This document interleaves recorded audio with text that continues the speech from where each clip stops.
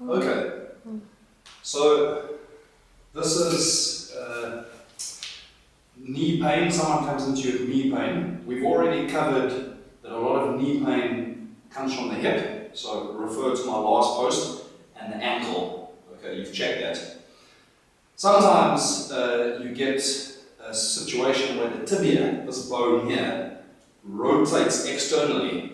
It's not a good thing, because then the joint is not centrated.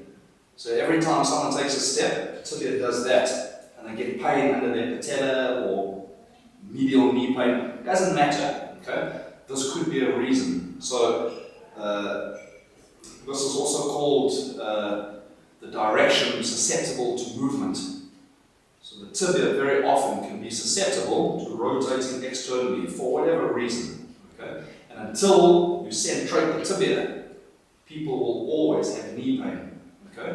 So I'm going to show you how to test for this, statically and also dynamically, and then what we can do to help. So you need a table for this.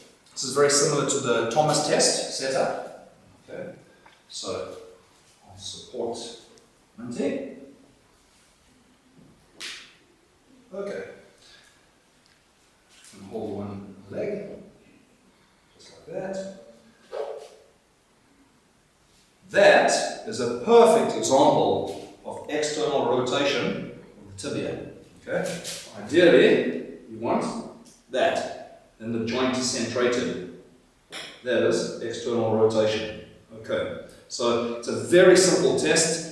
There are other ones you can do as well. If you think someone externally rotates their tibia, you can do this. But they don't know what you're looking for. You tell them to lift their leg, and they will do that. A normal person, it's like that. Someone with external rotation does this. Alright, so that's a red flag already. Okay. Next thing we're going to do is we're going to see in a dynamic setting when someone moves, what happens to this joint. So we'll just change camera, ladies. Okay. Just stand over here. Okay. So all I want you to do is lunge forward. Okay, another leg. Very good, and come back. So you'll see when Toe lunges forward, she collapses medially and her tibia rotates externally on the right. Right. So if she came in and she said, my knee's painful, okay, I'd get her to do this movement. If she had knee pain, she'd say, ah, that hurts. So I need to find out if there's something I can do to take the pain away. So all I do to test, okay, put your foot over there. Right. I'm going to ask Day to repeat the movement, and what am I going to do? I'm going to push the tibia internally.